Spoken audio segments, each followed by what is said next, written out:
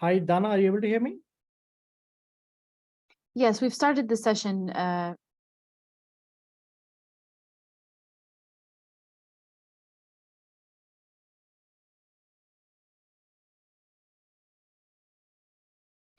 Okay, good morning, good evening, and good afternoon from wherever you are joining us from around the world.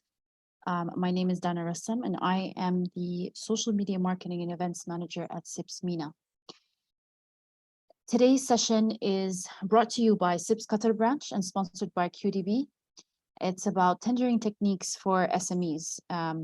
Covering this topic is going to be Frederick Magana. Frederick is a transformational leader in global procurement and supply chain management with over 15 years of strategic and operational experience. His background covers innovative and interesting competencies in many areas of procurement, best practice, including strategic sourcing, contract management, and mentoring employees. He has led implementation of effective training and development of programs for team performance improvement. Frederick has served in various leadership capacities in multinational organizations, namely Etihad Airways, Edge, and Expo 2020 Dubai, and now NEOM. Frederick is a fellow member and a direct associate of the Chartered Institute of Procurement and Supply Chain. He graduated from the University of Nairobi with Bachelor Education Arts and earned his MBA at Texas A&M University Commerce. Previously, Frederick served as the chairman of CIPS Abu Dhabi branch and judging panel CIPS MENA 2022 Excellence in Procurement Awards. And currently, he is serving as advisory board member at Co-Provider. Frederick, over to you. Thank you very much, Dana, for your kind introduction, and thank you all for joining this webinar, where we shall be discussing about tendering techniques for small and medium enterprises. A little bit of housekeeping for the sake of those who are joining us now. Please keep your microphone on mute if you have any questions. Don't hesitate to, of course, drop them down in the chat box or the Q&A box in there. The video of the session is going to be recorded, and you should be able to access that later on after this webinar.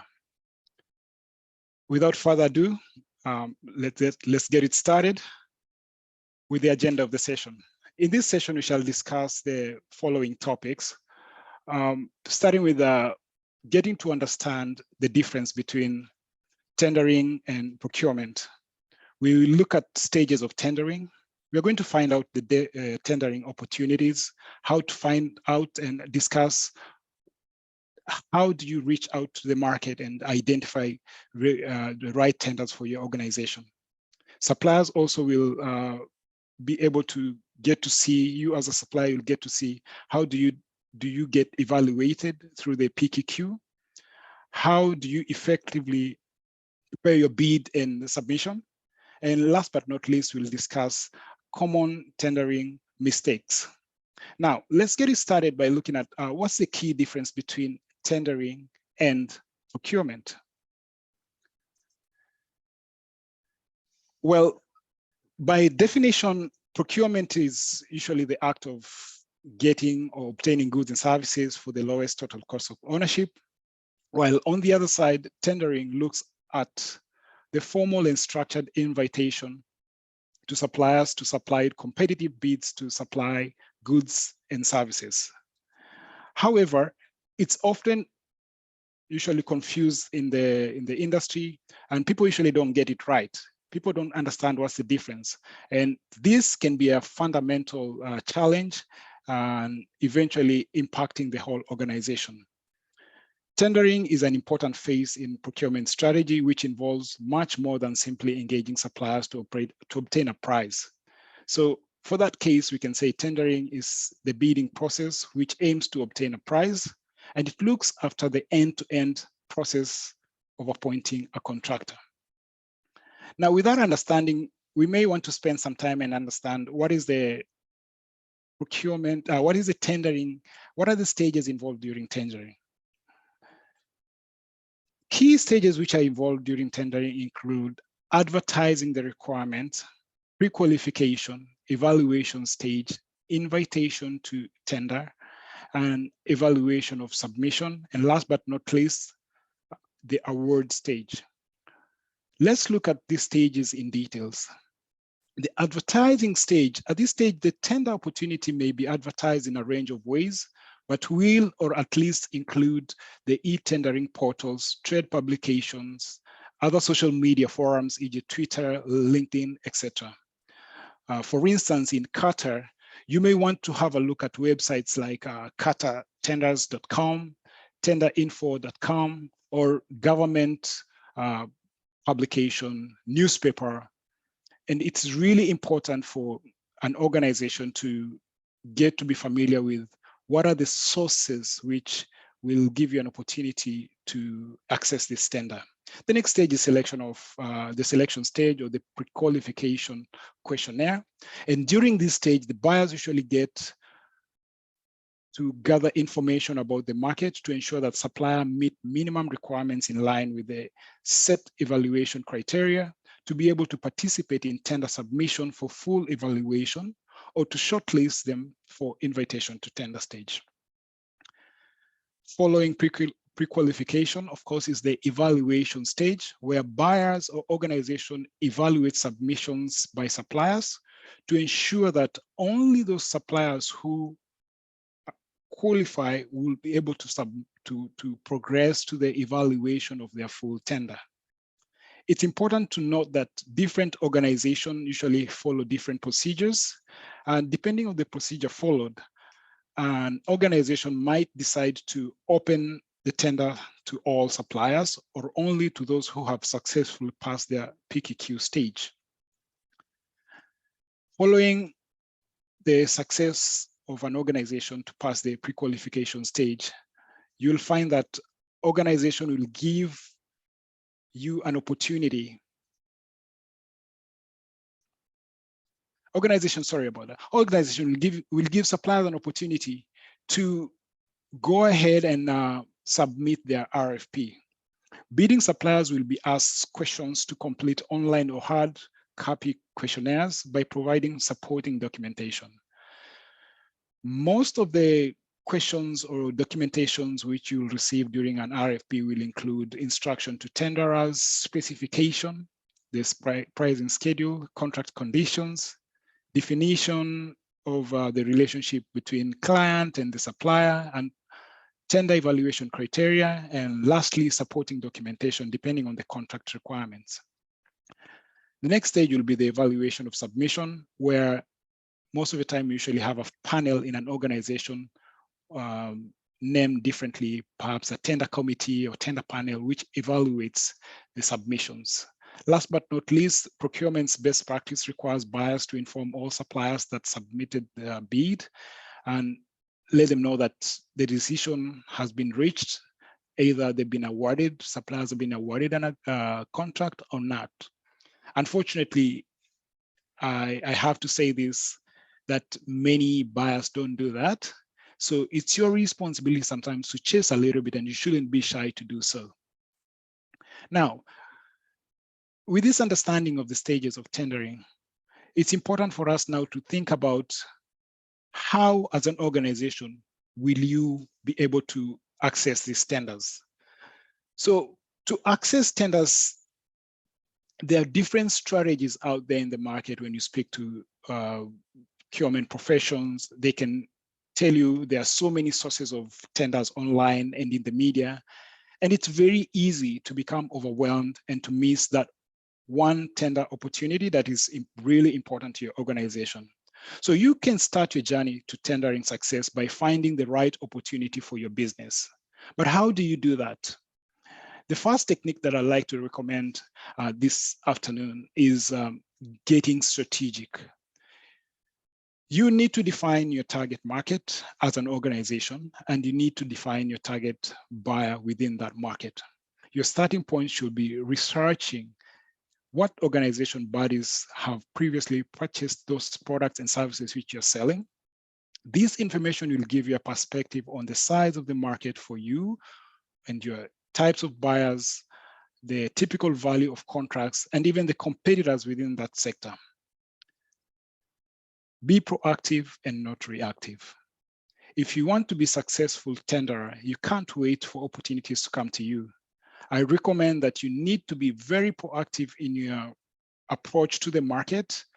Make sure that you already have started working on some proposals, have some proposals there for you, and be ahead of your competitors. Even before you get to know the opportunities available, just be ahead, be 2 steps ahead of time. Make sure that you engage with the news and stories that affect your sector. Currently in GCC, Saudi Arabia, Qatar, UAE, the market is really booming. You really need to be on toes and understand what's happening in the market. And the state of your industry will impact your business or business opportunities. So the product and services that you're offering, if they're in high demand, it's perfect time for you to, design your business and get into the tender marketplace as soon as possible. Build a pipeline of upcoming tender. The first step in building your tender pipeline is the same as any other sales pipeline, which means you need to find prospective buyers who need to sell to you the goods or services. The first port of call is to research historical tender. If your buyer has previously issued a tender for a product or services you provide, then it's highly likely that they will do so again in the future. So these buyers should be the first in the line or priority of your pipeline. Talk to them. Monitor relevant websites and media outlets to keep on top of latest changes in the industry, as well as opportunities. There are a couple of websites that I can recommend, which are based here in GCC region. There is Mead and Construction Weekly. Additionally, we do have Engineering News Record, which is kind of global. There, if you get subscription into this website, which is not really expensive, you'll be able to identify what are the trends in the market. And we're going to discuss more about that in detail. In addition to that, you need to ensure that you take time to qualify opportunities before they take place in your pipeline, or you take up these opportunities. If the typical value of the contract from a particular buyer is too high or too low, it's probably best to focus on your efforts elsewhere. Just don't waste time and try to bite it all in the market. Competitive market intelligence. If you know the enemy and you know yourself, you need not to fear the result of 100 battles. That is a saying by Sun Tzu. The first rule in becoming successful in developing your business is through bidding. And basically what you need to do is you need to study the market. It's very useful because conducting a market research like this will show you how contracts were won in the past, how your competitors position themselves in the market. By knowing both your target buyer and your potential competitors, you will know how you need to position yourself in order to become competitive and win contracts in terms of positions, proposition, and budget. This will guide you towards opportunities that are best suited for your organization or your company. Last but not least, building relationship. Building a business or buyer relationship early in bidding process can greatly enhance your chances of success. Even in a tender situation, people buy from people. So you and your bid team, or rather perhaps a commercial team if it's in place, if you don't have a dedicated bid function, should be able to build relationship with potential organizations so that they feel comfortable buying from you. This doesn't mean that you should be constantly annoying people with clients or people with emails, calls. Personally, as a procurement professional, I get lots of calls and emails, even on my LinkedIn, and I do respond to them because sooner or later, I might have a requirement and I don't want to start running into the market. So this will add value to you later.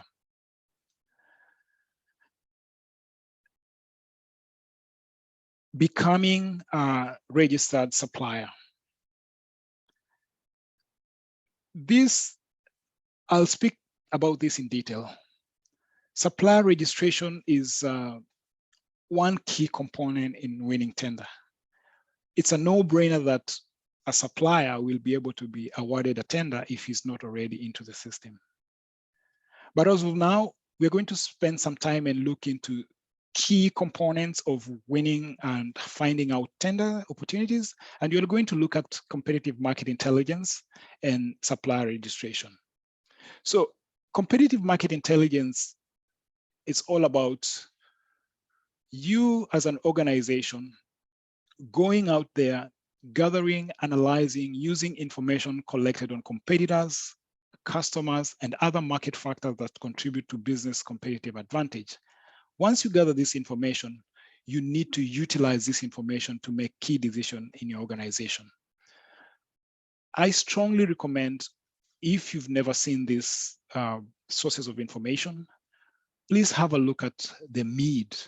If you type it on any website, you'll find MEAD, a lot of information there. Personally, I've found it very beneficial in terms of benchmarking onto the market, getting to know which tenders were awarded. If you go onto MEAD, you'll get to go back to the past 10 years ago. You'll get to see a chain of all the tenders which are awarded within the MENA region. Construction Week is also a good source of information. And I'll just request you to have a look at that. It will really add value to your endeavors while looking for tender opportunities. Among the benefits of staying abreast with what's happening in the market, it will help you as an organization understand the target client needs, for instance, policies and market dynamics. You'll be able to track and target clients, competitors, and your own organization. You'll be able to position yourself well. Market intelligence also will support your research and analysis. Marketing intelligence will give you data for reports, presentation, especially during evaluation discussions. You like to come across as a professional in whatever you do. Sometimes it's usually very difficult to gather data and present this data in an acceptable way to your clients. And the only way you can do that is to leverage your effort through marketing intelligence. Last but not least, you'll find that marketing intelligence covers emerging trends in the market, contracts, project updates, and product innovation. With COVID, the market has been evolving so fast. Global economy is changing so fast. There's a lot happening. My opinion is you just can't stay away from what's happening in the market. Supplier registration. I can have a whole session as a procurement profession to speak about supplier registration. There are a lot of things which go right and there are a lot of things which go wrong during supplier registration.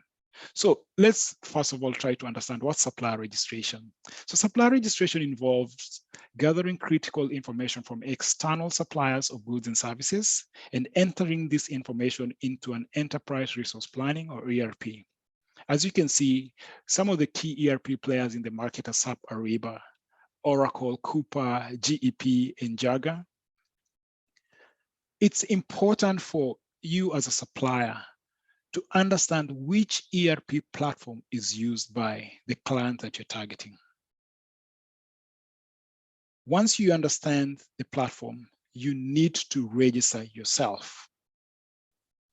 While doing your registration, due diligence is very important. Ensure the documentation is valid and in line with client's requirement, e.g., we got code of conduct, power of attorney, company registration certificate, tax ID, commercial license, non-disclosure agreements.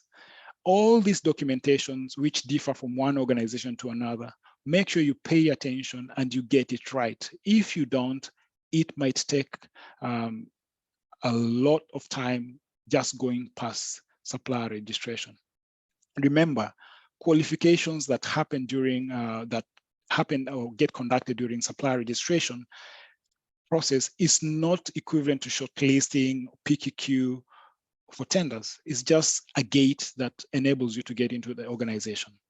Ensure that you have proper taxonomy, which means correct classification of categories and subcategories of product and services which you're offering to the organization. By this, I mean, when you do a registration, that information which you provide onto the client's portal is the one which is going to be utilized whenever there's a requirement. The supplier will, the client will run a query, pull up information related to specific goods and services. And if you don't list yourself, you just naturally miss that opportunity. I strongly recommend that you have a separate email or vendor management team to manage supplier registration in master data within your organization. Sometimes you find that organizations have different strategic business units. It's important to centralize this. Try to avoid using emails like info@yourcompany.com or individual email, because when these people leave, it's very difficult to keep track of opportunities out there, and opportunities will only be accessed through these emails. And that's the way majority of organizations usually operate.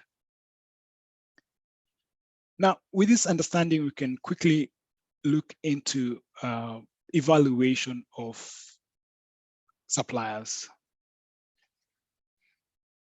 Most of the time you'd hear people talking about Pqq, which stands for Pre-Qualification Questionnaire.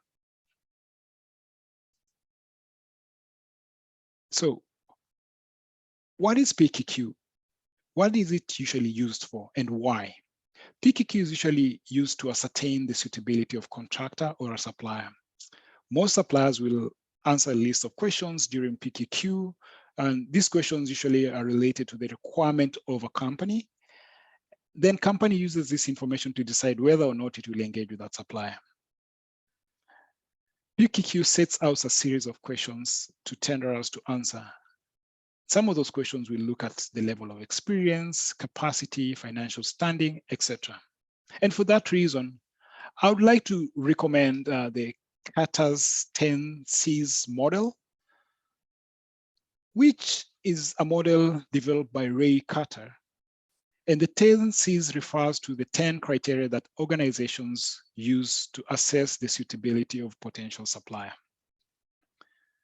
So let's look at these 10 Cs one by one, starting with competency.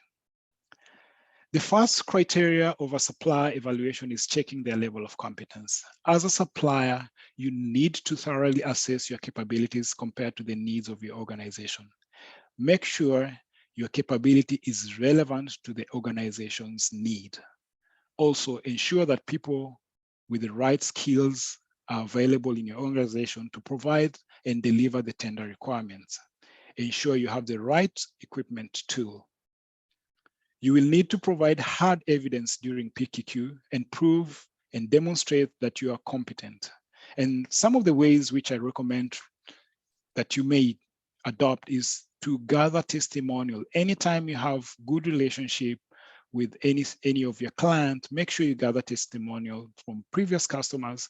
This testimonial will come in handy, and it will showcase that those suppliers or the needs of those suppliers is very similar to the current requirement. Capacity. A supplier might have a competence to provide goods and services, but do not have enough capacity to meet the requirement. Therefore, it is really, really important for suppliers to understand the production capacity or supply capacity. Suppliers should demonstrate how they plan to deal with fluctuation or supply demand. For instance, if an organization needs 10,000 units of product X every month, but the supplier can only produce 7,000 units in a month, then they do not have the right capacity to meet this. Further, sometimes you find that suppliers are able to provide the 10,000 units needed every month, but what happens if the organization requires 13,000 units in 1 month due to a surge in demand? Do you have the ability to handle such fluctuations in demand? How quickly can you respond in such fluctuations? As a recommendation, please ensure that you have enough staff, enough materials, equipment, storage to meet tender requirements. Commitment. Quality is one of the most important criteria considered when procuring products or services. A good supplier needs to be committed to provide high quality of goods as well as maintaining high quality of service and performance. Please ensure that you provide hard evidence to prove and demonstrate your commitment to maintain high quality standards. Such evidence could include Six Sigma certification or ISO 9001 certification. Provide testimonials also to demonstrate that you've been committed to build a strong relationship with your customers. Next is control. A good supplier needs to have high level of control over their procedures, processes, policies, and supply chain. Suppliers' level of control determines their ability to deliver products and services reliably and consistently. This is especially important in situations where the supplier relies on resources that are under control of another organization, subcontracting. For instance, if you outsource some of your functions to another organization, you will need to ensure that the organization handles this function reliably. There are so many challenges with subcontracting. That's why control is very important. Cash. A good supplier should be financially strong. It goes without saying. With financial reserves, most cases you find suppliers want to deliver, but they are not able to demonstrate their financial health. They want to perhaps leverage their capabilities on, invoice terms and payment, while you find that organizations have got perhaps 30, 60, or 90 days payment term, and this becomes a conflict. Suppliers should demonstrate that they have enough working capital to continue supplying the organization till the next payment, and even during periods of economic turmoil. Cost. When it comes to evaluating a supplier, cost is quite important. It's usually one of the most important, actually. This criteria looks at potential suppliers' ability to be able to meet the cost of the requirement without failure. It's therefore important for a supplier to benchmark the cost of their products and services and compare with other suppliers within their same level. If the cost is excessively high, you might want to consider cost reduction initiatives within your organization. If the cost is too low, you may want to review your pricing models. It's important for me to say that while cost is an important aspect of supplier evaluation, suppliers don't or should never look at cost in isolation. Consistency. No organization will want a supplier to supply a very high level of service one day, a poor level of service the next day, and then reverts to high level of service in the third order. This is because they won't know what to expect with the supplier who lacks consistency. A good supplier needs to be able to deliver high quality goods and services and a high level of performance, not occasionally, but always consistently. Ensure you have in place measures, procedures, strategies to ensure consistency. The next one is culture. Organizations usually want to perhaps do business with other organizations that they can create very good relationship. Thus, it's important to look at your values and make sure that your values are aligned with the values of organizations that you're targeting. Having similar values mean that both of you will be focused on the same things, and therefore both parties are unlikely to get disappointed. Some of the most important values in organizations include excellence, commitment to quality, speed, reliability, trustworthy, and innovation. To ensure you have the same values, I suggest you take a look at the organization's corporate culture and check whether it is aligned with that of your organization. Do research. Ensure you receive industry recognition or awards for cultural excellence. This will be a way for you to prove and demonstrate that your culture is in line with the other organization culture. The clean criterion refers to suppliers' compliance with environmental regulations and best practice, as well as commitment to sustainability. Organizations wouldn't want to get bad reputation for working with suppliers that do not value sustainability and ethical business practices. Ensure as an organization you make efforts to maintain compliance with environmental regulation and reduce environmental footprint. And treat your employees well. This goes a long way. To demonstrate this, have sustainability and corporate social responsibility policies in place or work on them. Last but not least is the communication, which is a very important part of client-supplier relationship. Supplier communication practices should be aligned with those of an organization with the tender. Some of the things organizations look for when evaluating suppliers for communication during tendering are suppliers' communication tools, methods, and how the supplier intends to keep in touch with the organization. Is it via email or official letters? In my previous experience working with government organization in United Arab Emirates, Abu Dhabi, the only official way to communicate with our client was through letters. It's important to understand this and embed it into your processes. Can suppliers be flexible to switch their preferred methods? These are the questions buyers will look into during pre-qualification. They will also wish to understand who will be the supplier point of contact. How will the supplier communicate in case things don't go according to plan? There's a lot we can talk about in pre-qualification stage and supply evaluation. However, at this point, it's just important for you to get this right and make sure that you don't get eliminated early in the tendering process.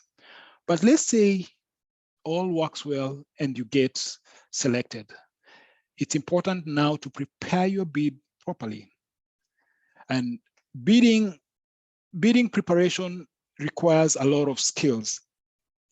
So we're going to spend some time and look at what are the steps, or how would you prepare your bid and how do you make it a winning bid? Creating a bid requires suppliers to customize their business plan to highlight how their company or your company will be able to fulfill the bid request. First thing you need to do once you receive the bid, now that you've made it there, please make sure you acknowledge receipt of the RFP or the invitation to tender. Celebrate it, then get to work. Understand the award criteria. What percentage weightage goes to cost? What percentage weightage goes to product or technical attributes? It's quite difficult to get this information, but remember, if you don't ask, you will not know. Feel free, reach out to your buyers and ask them this question. Complete commercial returnable documents and make sure you provide price breakdown analysis. Be clear as to whether you're providing perhaps a discount or premium services and why that is beneficial for your project. Be aware of your own cost drivers. Understand what are your fixed costs, what are your costs that you can negotiate, how far can you go? Consider the cost of materials, time frame, the labor needed to complete the bid. Remember that a bid is not always given to the lowest bid, but is given instead to a company that best able to serve the needs of the bid. Always be transparent and don't be late submitting your bid. Align your offering with the visions of the organization. Being a procurement profession and a strong believer in what CIPS does in procurement, the added value, I thought it's important for you to articulate what added value are you bringing onto the business. And the best way to articulate that is through the 5 rights. The 5 rights of procurement will enable you clearly communicate the benefits that customers will receive by giving you their business. The right quality is achieved through offering the product or services that meets the standards, features, and performance set out in the tender agreement. Next is the right quantity, which is usually achieved through accurate demand forecast, where you collaborate with the supplier, with your client, and understand what are their daily, weekly, or monthly requirements. Right place is often the optimum receipt and delivery point for goods and services. Ensure you propose fair Incoterms. The right time refers to just-in-time approach of inventory management, which is kind of like a proven way to reduce suppliers' response time. Last but not least is the right price. It goes without saying that it doesn't always look at the price of the product, but the total cost of ownership. Make sure you look into leveraging all the 5 rights into your proposal, articulating it well, and perhaps given an opportunity for value proposition, you can be able to explain and marry each one of these components into your offering. Negotiation. During bid preparation, negotiation plays a big role. It's an integral part of the tendering process. What you need to do as a bidder is to be able to find out who are the decision makers and negotiate with them directly. I have been in a situation where during the bidding process, suppliers coming to me hoping that I'll make decisions, but most of the time I have never had that opportunity to make that decision as an individual. It's important to find out who are the decision makers, prepare well for negotiations, have roles within your team, and aim at achieving a win-win outcome. Understand the negotiation style and pay attention to your body language during the negotiation. A couple of styles out there, collaborative and competing style. Personally, I never use competing style, neither do I use threat. Be careful of such styles. During evaluation of submission, take advantage of clarification phase. And during that time, don't hesitate to offer your best and final offer, or as they call it nowadays, last and final offer. It can be 1, 2, 3, 4, 5. Always add value and show your interest. Once awarded the tender, understand the execution process. Some organizations require wet signature, while some are okay with digital signature. Get to know the requirement of an organization. Now, as a takeaway of this session, I thought it was important for us to perhaps discuss what are the 10 common tendering mistakes and how to avoid them. When tendering, there are many mistakes which happen, and tenders need to be aware and avoid them. Some of these may seem minor and harmless, but it might actually cost you a fortune, a bid. So let's look at these mistakes briefly. Unsigned bids. Believe it or not, too many people forget to sign their tenders and just submit them without a signature. That's one of the most common mistakes and the biggest mistake bidders often commit. There is no excuse for not scanning your signature, then copying it onto the submission whenever signature is required. Ensure that your bid documents are signed. Incorrect cost schedule or inaccurate or incomplete costing. One of the most vital pieces of information that you and your prospective client will always look for is how your documents articulate the requirement. Sadly, I've seen many tenders that do not have accurate costing or have left parts of the pricing schedule blank. And this gives an impression to me as a procurement profession or as your client, the impression that you're not serious about your bid, or perhaps you're not keen on it. So here, what are we talking about? We're talking about accuracy, which is really, really key. You normally have to complete perhaps a pricing template, and this makes it easy for the buyers to compare the various submissions.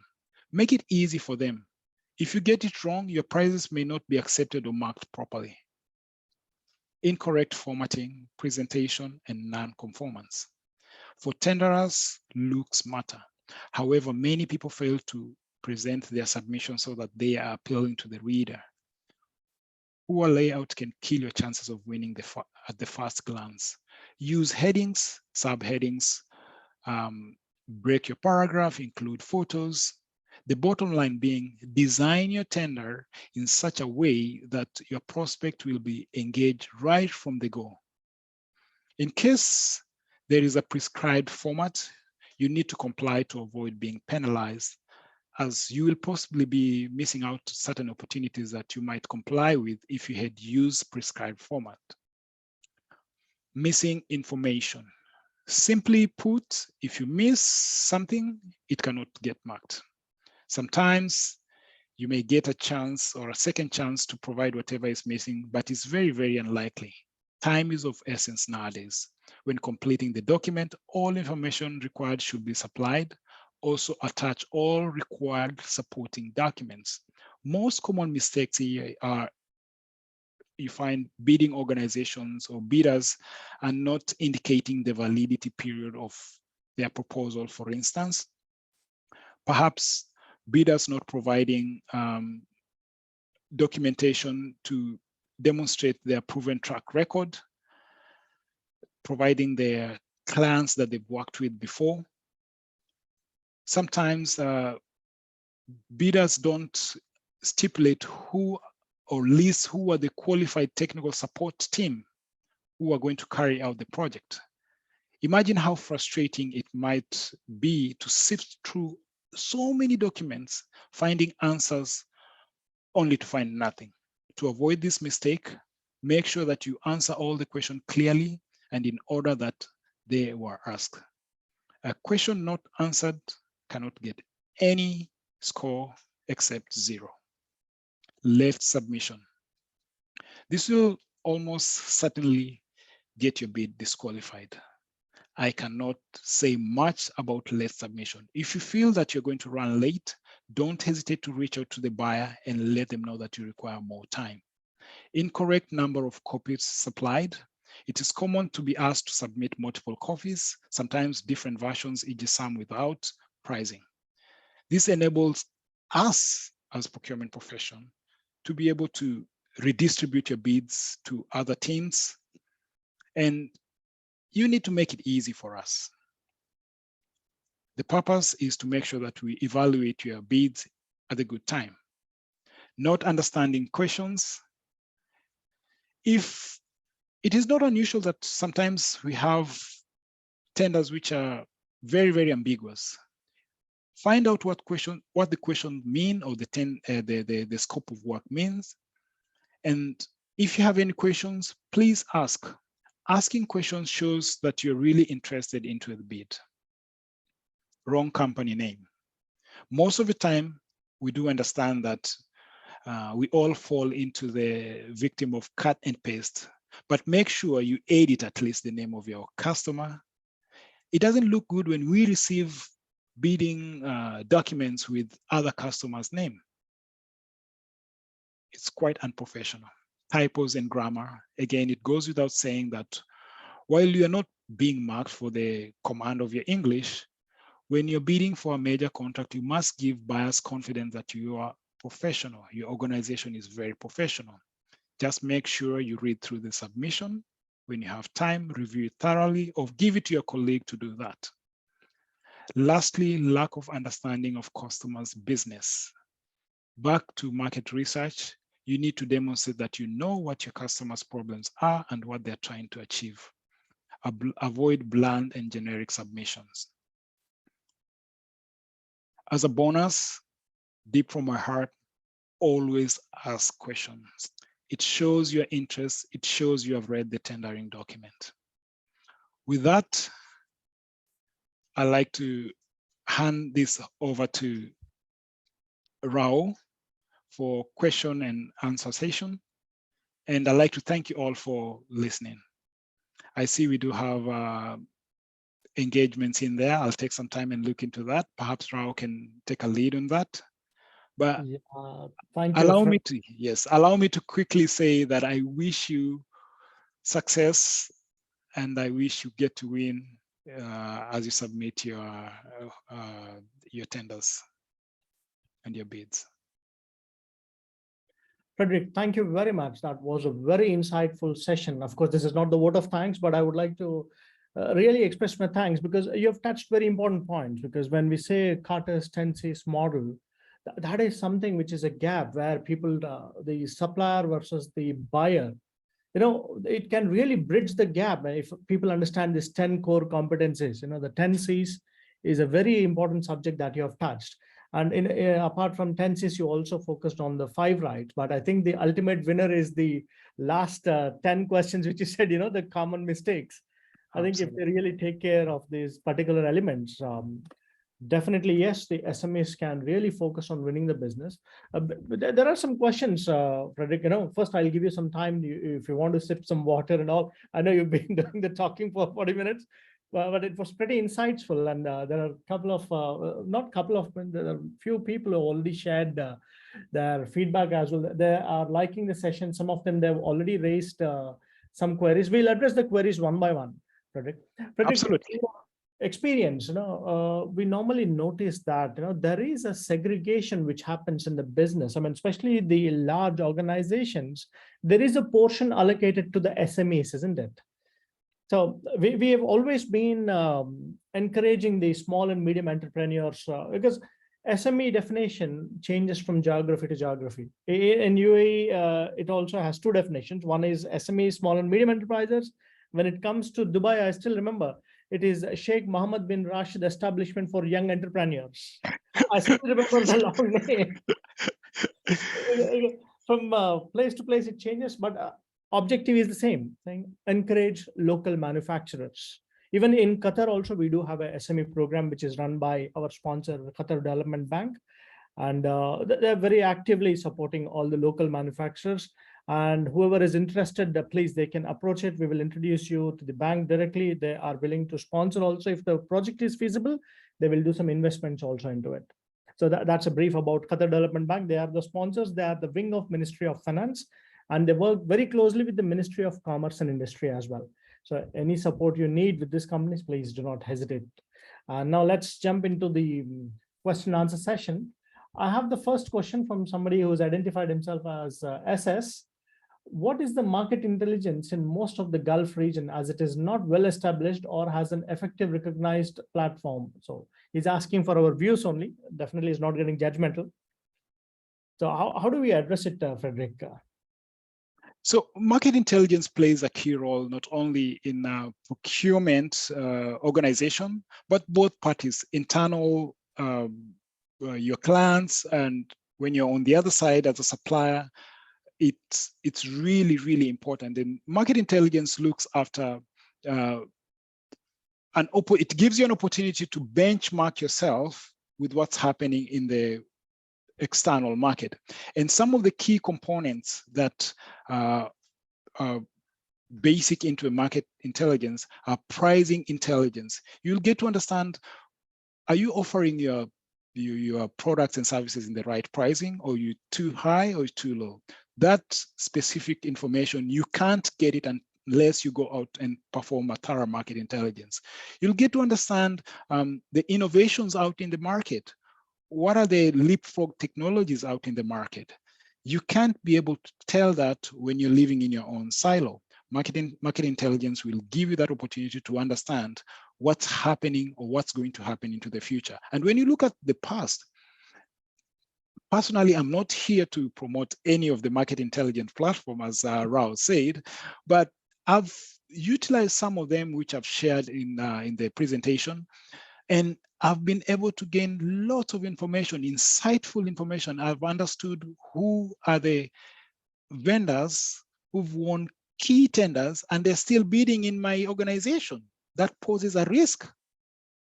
That means perhaps their capacity has to measure up to what they are trying to chew.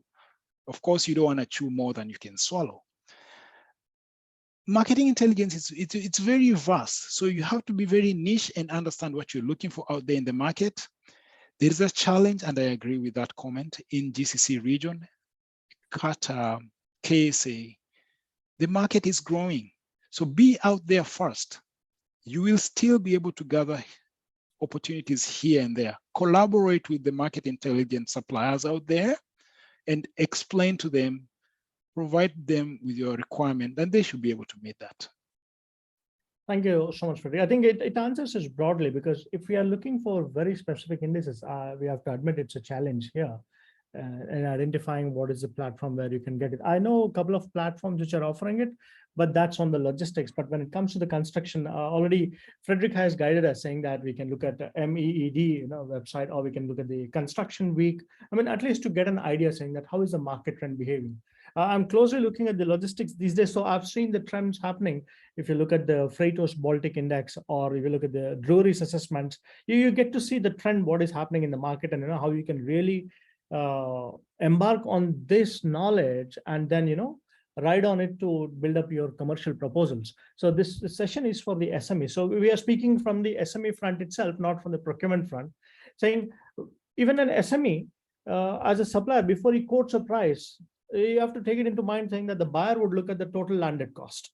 So in order to derive the total landed cost, what are the elements he's looking at, and what are the subjective elements, and what are the variable elements? And being in the volatile market today, how much of hedging has it?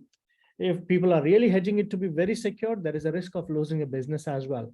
So it is very important that as the prices are changing every week, people have to be, the word is agile. You need to be really agile, get into the market, find out. So let's take the next question, Frederick. This is from Santosh Kadam. Of course, Santosh Kadam is also our branch committee member from Qatar. He has a question. During tendering process, how much is important or essential for buyer to share the contract agreement draft copy with vendors? Advantage and disadvantage. Yeah, thank you, Santosh. That's a good question. I'm getting excited whenever I hear contract-related questions, because it sets the pace. It's something that is important for me to share with the SMEs, because they will be bombarded with this contract information, and some of them might get excited that they've won the tender. No, it doesn't mean that you've won the tender. The company basically is trying to condition you and tell you, hey, listen, we are United Nations. If you want to work with us, these are the terms and conditions, and it's non-negotiable. Price in the risks in your proposal. That is a core detail in there. The next reason why, how important it is, it ensures that during the end-to-end sourcing cycle, when it gets to negotiation of the agreement, you don't get to redline the document. So if you wish to redline the document, that's an opportunity for the tenderers to redline the document.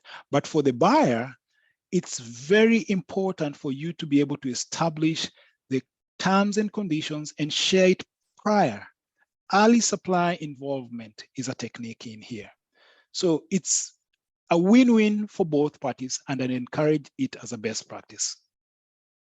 Oh, Frederick, thank you so much. Yes, that is true. I totally agree with you saying it is a win-win for both the parties. And in the contracts, if we want to simplify the process, Mr. Santosh, what we normally do is that we take what are the hard blocks and what are the soft blocks, which are like within the negotiable terms. And someone is saying that, I want the governing law to be X country and not unable to compromise onto it. And that's where the fun starts. And, the buyer has to start with a negotiation hat and get into the game. So it's up to you. If it is really a complex project and all, better to have the terms and conditions shared into it. And however, if it is a small project and all, the leverage is with the procurement, how they deal with it. So we'll go on to the next question. Thank you, Frederick. And it says from Rajiv Anand, is signature mandatory for digital or online RFPs? I would say yes, always provide signature. Signature is a form of making your document authentic, making sure that the document has been reviewed, and it's a formal way. Nowadays with COVID and the outcome being this channel of communication, I would love to be in Qatar with Rao right now, but then we have to do a webinar. However, when it comes to procurement, signature is non-negotiable. Please provide signature as much as you can. That can make or break an opportunity for you. I have to mention that each organization has got its own policies and procedures and processes. Make sure you align with the buyer. Don't be shy to ask some of these questions. Thank you, Frederick. I totally agree with you. It was a very valid question, and it also is governed by the law of the land, where many of them, they specify that signature has to be there. In certain ink also is specified. So please be cautious, for the SMEs, it's a very important thing, as Frederick explained, saying that no assumptions, please. Assumption is the mother of all mess ups. We know it. So absolutely, people should not assume it. They should ask. The more you ask, the better it is. And also, the company gains confidence with an SME saying that, okay, these guys are really asking the questions, so they are seriously interested. And then it gets you closer to them. But don't annoy them also asking too many questions. So you need to be very sensible how you balance it. So thank you, Frederick. I've got a question here from Molan Otieno from Kenya. But it's good. It's great to see, today, Frederick, we've got people from Sudan, we've got people from Uganda, Kenya, Pakistan, Qatar, and UAE. My God, it's become a very diversified attendance here. So he has a question. I will just read it out to you. How do you handle late submission or no submission at all from an open tender? And we have a lead time of 14 or 21 days.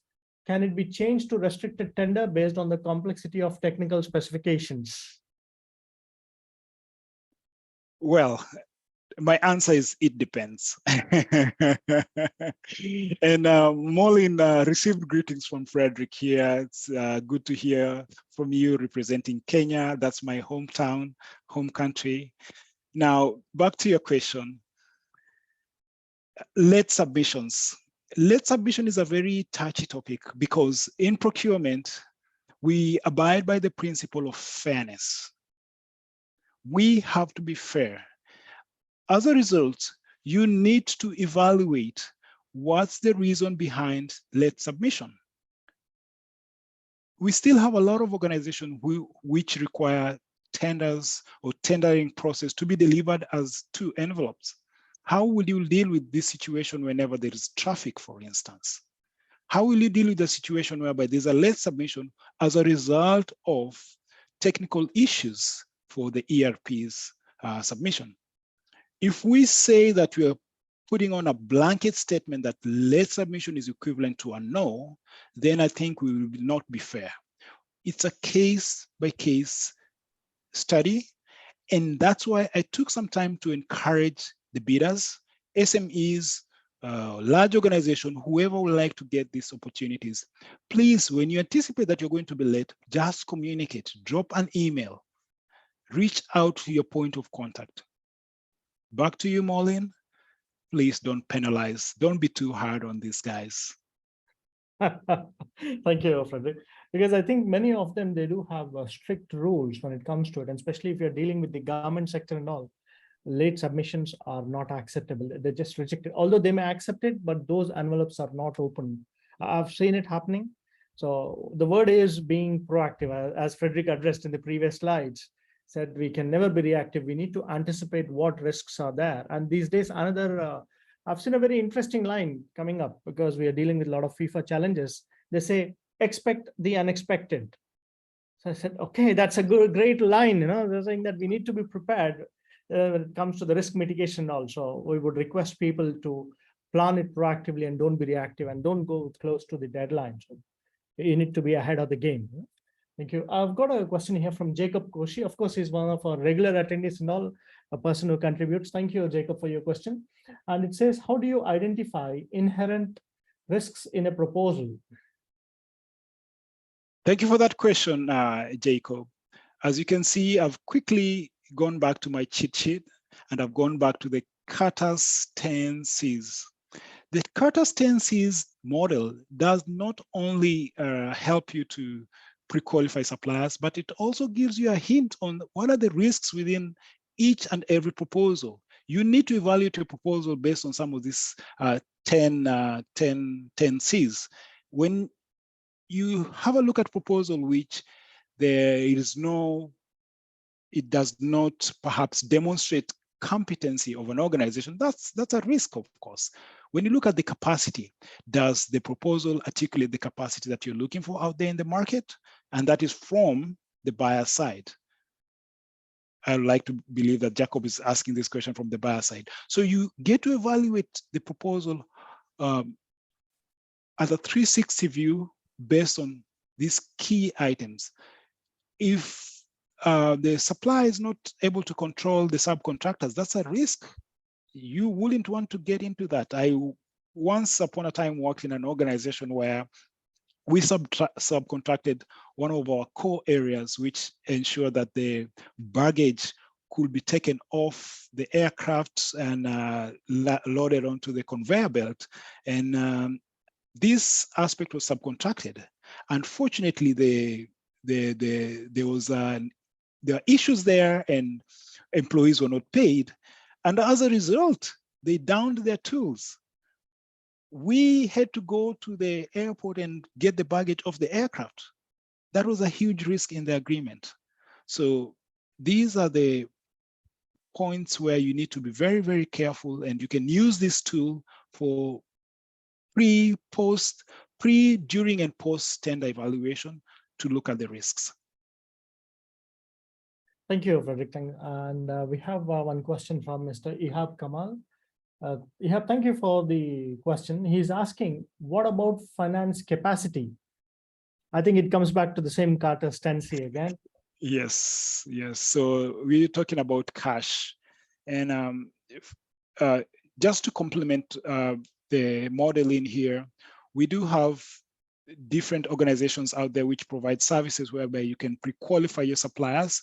Dun & Bradstreet is one of the good platform. You can pre-qualify your suppliers and understand how they stand, how is their financial health. You can look into their balance sheet. As procurement professional, of course, for SMEs representatives who are here, just know that procurement professionals are trained to look at your financial health by looking at financial ratios, acid tests. Some of these ratios can tell where the organizations stand. Thank you, Frederick. I totally agree with you, because myself, I use Dun & Bradstreet to a large extent, unless there is some other credible agency which comes out and really weighing down the capacities of the supplier. That is what I think QDB also was working. Some time earlier, Qatar Development Bank, before they took over the exercise, it was called as Qatar Enterprise. Qatar Enterprise was a wing of Qatar Chamber of Commerce, who were encouraging the SMEs. Also, they were doing the grading system as well. So it was much convenient for all the people in Qatar, saying that, okay, if Qatar Enterprise has already graded a contractor, it's easier for us. We need not repeat the pre-qualification activity again. But yes, the thought is germinated again with the QDB, and I'm actively pushing it, because by doing that, all of us will be benefited, because it's not just one organization. And today, Qatar Development Bank, as I mentioned, by Ministry of Finance, it is not-for-profit organization. It's willing to extend support. And this sharing of webinars, conducting the events, is one such activity which is ongoing now. We thank QDB again as a sponsor. And me, I work with Qatar Airways. I'm not an employee of CIPS or QDB, just to make it sure this is only a volunteer activity. Thanks to Frederick, who has just graciously accepted to be the speaker and share his thoughts this evening. It was very insightful, Frederick, and I can see very positive response coming in. We've got Rosalie here, who was here, Mohammed Shihab, who had come in, Ihab, Hussam Babikar, Kambeho Bli, Molen, of course, Nahid Said, Zafar Aziz Khan, SS, Nadeem Siddiqui, who wants to get a copy of the presentation. We've got Girish Kumar also, he's from CIPS Dubai. Thank you all for your active participation. We truly appreciate it. Any questions you have, do not hesitate. You know us. We've got a WhatsApp group also. And I would like to take this opportunity to thank Frederick, CIPS, QDB, and all of you. You have a great evening. Thank you again. Frederick, any last words, sir? Last words from my side is always network, guys. Please don't hesitate to reach out to Rahos on his LinkedIn handle, network with him, network with myself, Frederick. Let's connect and build the profile and elevate the profile of procurement to the next level. Let's help each other. You get to be reached out by any SME, don't hesitate to help each other. Today, you might be a buyer. tomorrow you'll be part of the SME. Thank you so much, Frederick. Some of them, they're asking the contact. I will just type in our mobile number. They can ping us.